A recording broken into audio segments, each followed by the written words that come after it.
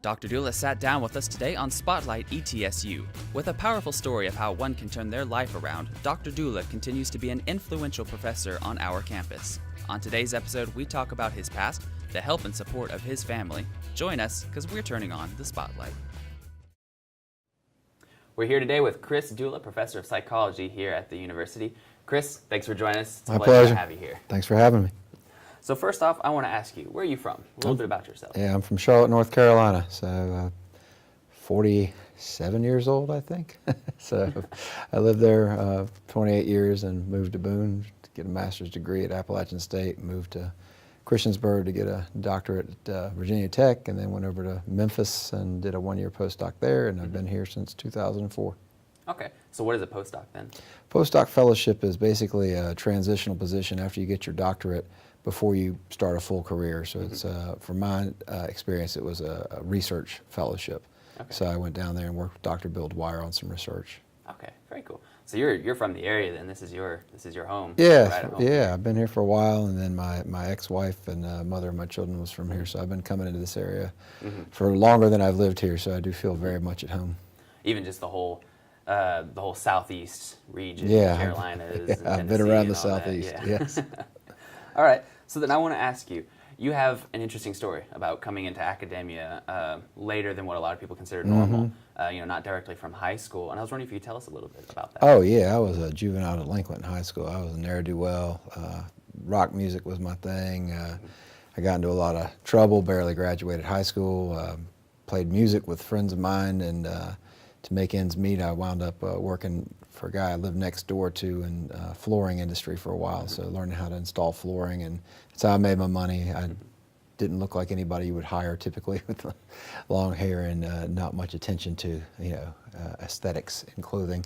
So anyway, they don't care what you look like in construction. They just care that you show up and do the job, and that I could do. So I paid the bills doing that, and then I bounced around in construction because I hated it, and I wound up doing carpentry. Framed some houses, did some boxing on the exteriors of houses. I also did sheetrock, some metal stud framing and sheetrock hanging, and eventually just kind of got worn out on that and could imagine doing that for the rest of my life. I played music that was expressly non-commercial, so by definition, I was never going to make money as an artist. Right. Not that I was all that good, but I certainly loved it and was dedicated to it. But it just kind of came to a point in my life where I was at a crisis of what am I going to do with myself. And my mom and my dad encouraged me. I was in my early mid-20s, why don't you go to college? And I'm like, I don't know about that. But then I thought, well, I don't really have any other better plans, so I'll give it a shot. I did it, went to community college in Charlotte, liked it, enjoyed it, found some real opportunities to do things I like to do, which were to read and to learn and to talk about ideas. So that kind of appealed to me, and I found a pathway towards my associate's degree. Got married in that process in community college to the woman who was the mother of a daughter I adopted, Nikki, and then was the mother of my biological son. And anyway, so had some odd circumstances. I was working 20, 30 hours a week while doing full-time and overtime school. Wow. And but I had a sense of purpose at that point. I didn't really care if I lived or died, to be frank about it. When I was younger, wasn't looking to try that necessarily, although I kind of was on the edge of it at times, but didn't have any purpose or reason for living per se until I got my daughter, and there was something that turned the light on. It's just kind of at that point, and that was after I'd already started college, but it gave me a reason to live, a reason to a purpose in life, to be something for this child. And then having the other child, kind of, amplified that effect, and so I had a lot of I think, motivation that kept me, nose to the grindstone to get through it. Transferred to local university, got my bachelor's in, I got a bachelor's of arts in philosophy, and the wife at the time was like, what are you going to do with that? I said, I have no idea what you do with a degree. I didn't have a clue, so I thought maybe psychology, so I wound up with a BA in philosophy and BS in psychology. Okay. And then nobody taught me how to make a career out of that, so I wound up with an $8 an hour job. Kind of the traditional, this is some BS, man. I went on this college thing, or this psych degree is worthless. Yeah. But I worked in a mental health setting, which I found very fulfilling, much more so than I found construction to be. A guy there kind of mentored me and tutored me into how to apply to grad school. I got in, very cool, and then went from there. Very cool. So you mentioned then that you were in this area where you didn't have any direction in life and sort of a crisis. Yeah. You said, what brought you out of that then? Was it your parents encouraging you to go to school? Yeah, I don't know per se. I mean, I kind of got out of the depressive crisis. I mean, nobody would have looked at me and ever considered me depressed because I have an oversized ego and very flamboyant about myself. So I always looked to others like I'm okay. Right. But at the same time, I was at about 18 plus years old, living on my own, barely making ends meet, doing construction, not finding any purpose in that. Serious alcohol abuser, marijuana abuser, not just a user, an abuser of that. And my stepbrother killed himself, and that was something that was totally unexpected because that guy seemed to have it all. He's good looking, intelligent, nice guy. Almost completed a bachelor's degree at UNC Chapel Hill, which is the flagship school. So how could that happen to this guy? And the devastation that wrought on my family at the time, kind of put that out of my mind as an option. So I decided that whatever came in my life, whether I lived in a gutter or wound up in jail, which a lot of people probably thought was a good probability, I wouldn't take myself out. And so at least kept me in the game and moving forward. But then, I just kind of had that moment of like, what am I doing with myself? I was working at the time at a delivery driver's job, which was out of construction, but was low pay, but I could just get high all day and listen to music, and it was not hard to do. And I was delivering flowers, which was fascinating because my job was walk around handing flowers to pretty women all day, and they smile at me, and that was okay.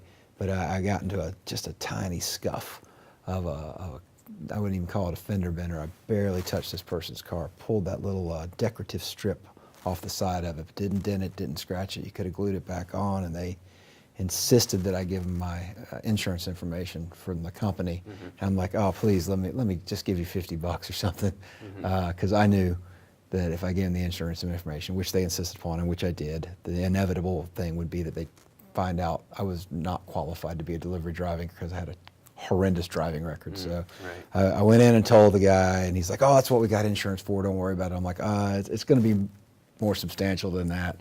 I came back in the next day, and he's like, yeah, you have a terrible driving record. I'm like, yeah, I know. He's like, you didn't tell us. I'm like, you didn't ask. He's like, but you're our best driver. And I said, oh, I know. He's like, I have to fire you. I'm like, oh, I know. I get it. It's totally understandable. Right. No hard feelings, man. And at that point, it's like, do I go back into construction and beat my body up and work in a situation? And I'm always careful to say, I have no disdain for anybody that does trade work or any kind of work for a living, because I had great respect for the people that taught me those trades. They're artisans, they were craftspeople, they were masters of their trades, and I was not, and I had no passion for it, so I couldn't imagine going back into that. And that's kind of the crisis point of like, what am I going to do for money to make the rent? Right. And my dad said he would help me out with some rent money, which was something I certainly didn't expect or want, because I've been living independently. To be in any way dependent on somebody else for help was something I was just against. But I thought, well, what the hell, I'll give it a shot and see what happens. And that's when it kind of took off. And I got Pell Grants and eventually got scholarships and other things to kind of help out. But I worked 20 to 30 hours a week pretty steadily, and then picked up construction side jobs to help pay for the bills and the kids' needs and things like that. Wound up on welfare at some point because I didn't make enough to get insurance. And when my child was born, my son was born, I should say, we had to be on WIC to get the stuff he needed. And so it was kind of interesting because, I didn't know much about how the economy worked or how, social welfare systems work. And I had paid into it for what little taxes I had paid. And there I was getting a benefit off of it. And where some people would be pretty pejorative about that, welfare recipients and the kind of negative views that people can stereotypically cast on things they don't really understand. There I am being one. And then, it helped me. It got me across the bridge. And then ultimately, I was able to get a degree and then another degree and another degree and a career. And I pay into the system, and I don't need that assistance, but I know that what I pay into it helps provide it to other people. There may be, occasional fraud or misuse of the system. I'm not unaware of that, but that hardly is the rule. It's more the exception. So having been a recipient of it, I can really buy into the idea that we need a social safety net of some kind for people who have hit really hard times. and who need to survive. And so now I thrive instead of survive, and I get to give back instead of take. And Does that become sort of your motto, thrive instead of survive? yeah, I guess so. Yeah. We'll say that as of now. Yeah, I'm thriving instead of surviving. And so I get to give back to my community and to do things that I find personally fulfilling for a living, which is a blessing of tremendous value to me. And that's what most people look for in life. I think so, yeah, and most people don't find it, I think. A lot of people, they're a slave to the grind. They do what they have to do to make the bills or just to survive instead of thrive, and they're not finding meaning in the work that they do. They just do what they have to do. And I think that's one of the beautiful things that I found through college was, even though I didn't have any idea what I was going to do, or even if I would stay in college, by the end of my bachelor's degree, I had something I wanted to do. And then by the time I'd finished my master's degree, I was certain that's what I wanted to do. And then I could do something I wanted to do for a living instead of just doing what I had to do. And that transforms your worldview tremendously, I think, to be able to have that kind of sense of purpose in your work. Makes all the difference. It makes a huge difference, yeah, absolutely. Okay, well, thank you. We're just going to take a pause here for a second Absolutely. for commercial, and we'll be right back. Sounds good. We're back here with Chris. Chris, I just wanted to ask about your brother. So you mentioned that your brother had killed himself, and you found your way into psychology after your undergraduate degree through working in a mental facility or a mental health facility. Did your brother's actions then have an influence on you going into psychology further? You said that he never seemed like somebody who would have taken his own life, and that's a common thing that seems to be said about people who do take their lives, and how mental illness is not talked about a lot. Was that an effect then in your choosing to continue the psychology? I would say not a direct one, though I'm sure it had an indirect effect. I mean, it wasn't a conscious choice that because of that, then I went into psychology. I kind of, I think, just defaulted into the philosophical area of study because I like reading and learning and talking and debating and arguing, and I'm pretty good at it. But you know, there was certainly an influence of that event having an impact on me of a magnitude that changed my view about my own existence. Right. And when I got into community college, I took an intro psych class and I took an abnormal psych class, but I didn't declare that as a major, but they were fascinating classes. So I found psychology interesting, and then I would just, out of respect for the people in my lives, but I would just say I had at least another family member who was close who really suffered from some pretty severe anxiety issues. And I think that also had an indirect influence. It's like, maybe I could help people, because I'd screwed up a lot of my teenage years. You know, people don't quite understand the term, white male privilege, and they deride it as kind of a reverse racist concept, which it is not. I mean, I had a lot of privilege afforded to me, and of course I didn't understand that at the time. Right. I mean, I was arrested 5 times. I was convicted 0, right? I mean, would that have been the same had I been, African American? Or, class differences. Would it have been the same if I was poor? I didn't have money, but my dad had enough money. He had paid for a lawyer. So I had great legal representation that got me out of the trouble I got myself into. Right. If I had wanted to, and if I had taken my high school years seriously and been studious, I could have easily gone straight into a very nice college and straight into a very nice career. I just had no sense of purpose in that regard. Didn't fit with who I was or who I thought I was. I didn't really have any good. My parents both went to college. My mom was an RN. My dad had a master's degree in business, but they didn't really convey to me like the transformation of your life that comes about because of college, because they both went kind of straight in.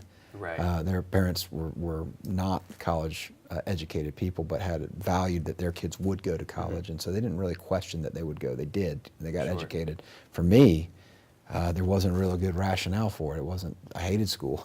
I didn't know the college was radically different from my school, but even if I had wanted to go to college, my grades were abysmal in high school. I barely graduated. I mean, that in that very literally, my parents did not know if I would graduate until I walked across the stage and they handed me the diploma, because I was on that much of a question mark for my grades. But you look at how life could have been, and then what I did to it. I went from like this privileged situation to a pauper-like situation for my own volition. my own choices, and then kind of started pulling it back out again. You know, my daughter particularly, I think, had a real grounding influence on me and gave me a lot of motivation and vision for what I should become. And with that kind of shift, you know, I found a purpose in psychology, and I thought, well, maybe I could help people avoid the mistakes I made. And that would be a way to make a living nobly in my own mind, you know, doing good work for money, rather than just doing work because you have to do it. So, but I would say surely his death and other issues of people who were close to me, my own addictions probably. You know, I quit drinking, ultimately quit smoking pot, but those kinds of issues were prevalent. I hung around musicians all the time, many of whom had serious substance abuse problems, depression, other kinds of issues. So a lot of people I cared about suffered a lot. And so probably all of that combined moved me in that direction. Right. Not one simple thing that flips the switch, but a combination of factors. Yes. Right. Were your parents able to see you then go through this change when you got into school and you became a part of a family and you got into school? Were your parents able to watch that change? Yeah. And see you go through that and change your life, essentially? Yeah, they're both incredibly supportive of me. I can't say that I would have gone to community college if they had not suggested it. Right. But you know, being that they did, and I didn't have any better alternative, and I went that way, they supported me.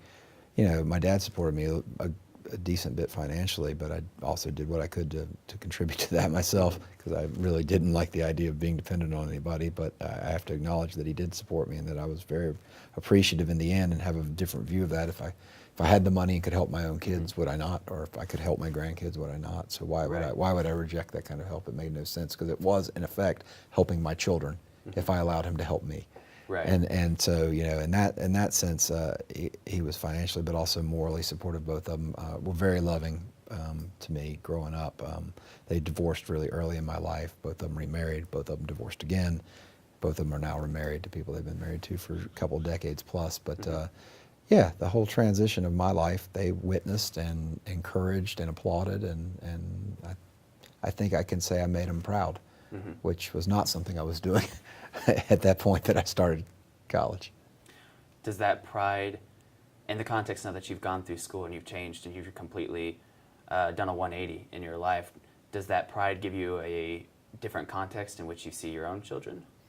And the expectation, maybe not expectation, but the desire for them to do better and go to school, and you know, these basic desires that a parent has for their children? No, I would say maybe the other way around. I don't have a lot of expectations I place on my kids. I expected them to behave in public, and you know, I fought battles that I thought were important battles, but didn't really fight a lot of battles. I let them be themselves and kind of grow into their own. My daughter dropped out of college in her first year, which I totally supported, and just said, you know, do what you got to do to find yourself, and if this is your path, it'll be here when you come back. And ultimately, she did come back, and when she did, she was ready. And it was in her heart, not just in her head, because I think a lot of people get the message, go to college, go to college, go to college. So they just do, kind of compulsively, straight out of high school, without a sense of what it's supposed to be for them. It's more of a pressure that you do this thing next, rather than an opportunity to make of my life what I want to make of my life. And if you don't have that kind of vision, it's hard to get motivated. And a lot of people struggle in their first year, as did my daughter, but I don't think a lot of people get permission to just fail. And that's okay. And it's not a failure if you learn something from it. And so she went out into the world, she got married, she got a job, she got an apartment, she paid bills, she got tired of that job after a while, and by the time she came back, she was feeling it, you know, for herself, that she wanted this. She graduated with a pretty solid GPA, where she could have flunked out, she withdrew instead of flunking out, and then when she came back, she did really well. And then she's 32 now, and has just started graduate school, University of Indiana, for social work. So it took her that long gap between graduating undergraduate and now to figure out what she did want to do with her life. She'll be better off for it now. Yeah, she'll be better off. She prepared herself, and she allowed herself to go with the flow, rather than just pounding herself down for failing. She just took a different path and wound up winding through the road. And now she's on a path that I think she's chosen for herself and she really wants. So for me, you know, it isn't about me having expectations for my kids. My only expectation for my kids was that they ultimately be happy. However they accomplish that is really up to them. And I know from my own journey that roads can diverge very widely from what you might expect of your kids. Neither of my parents would have chosen my teenage years or my early adult years for me the way that I chose it, but they rolled with it. And while I wasn't necessarily making them proud, they continued to love me. And now where I feel I am making them proud, and I'm certainly proud of my own accomplishments, I don't think those accomplishments make me better than anybody else. I think that's just an opportunity presented to me that I was allowed to have. That opportunity was a blessing, and that I was able to make of it what I did, then allows me to return back to people what was given to me, which is support. So that's one of the reasons I find such a passion in teaching. College, especially undergraduate, is because that's when people are making that transition into their own, coming into their own, and it is a hard row to hoe, and it is not necessarily what you plan it to be. And I hope to encourage people to be open to different pathways. If you got to walk away from school, walk away. Don't trash your GPA. Just make that realization that it's not going the way you want it to go. Walk away, do your thing, figure yourself out, and if you want it, and I hope you do, because it does open doors, it's here when you're ready. And when you're ready, it's not as big a problem to find motivation. Right. And it seems like you mentioned the one thing you want for your children is for them to be happy. And you mentioned how there's not a lot, or it seems like there's not a lot out there to show people how they can be happy, or to show the options in life. People get channeled into college, as you described, and then they don't know what they're doing. And some people take that better than others. So what do you think people or society in general could do to make that process easier for the younger generation to understand that, hey, there are these other options, you can do this, you can do that. Many young people go straight to college without even realizing there are options like trade work, and the opportunities that provides, and things like that in that practical sense, but also in the not so practical, the philosophical sense of being happy with yourself. What do you think society or people in general could do to help? Well, I mean, so one side of that, you look at what is happiness, and that's a philosophical debate that we won't get into, other than I think it really just translates to satisfaction with who you are and with your life. If you can be satisfied with who you are and what you do, then you could qualify that as happy. But that society itself places a whole lot of value on status, and status is measured by income, the number of cars you own, the kind of house you have, by material symbols typically, or by status in terms of like job titles and degrees. And so I think people learn by default that you're supposed to do these things to quote unquote succeed. To be successful, you have to have a college degree or a good job or make this much money or have these material things, and that's how you know that you're happy, is because you've achieved some kind of social status or some kind of material success, versus where I would have it go if I was to have influence on society, which would would be pretty egomaniacal to think that I did. Other than to say that in my opinion, I think if we could look at people succeeding as fulfilling their own personal potential, that would be the way to mark success. That you found a purpose in life, and that you activated that purpose, and you were able to achieve some kind of success in doing what you thought you should be doing, whether that's a calling or whether that's just something you're really interested in, which may not be the thing that society is telling you. Yeah, trade work is great for some people, absolutely. I know people who make their living all their lives on trade work, and like I said, they're artisans, and they have a passion for it, and they're amazing. They're artists. You see a lot of people go, oh, construction worker. It's like, the ones I work with were artists. I didn't want to be an artist of that kind, so it didn't fit for me. So it's the satisfaction. Yeah, it's a satisfaction, and then and having people find a pathway that fits for them, and not feel like they have to force themselves into pathways that society defines for them. Right.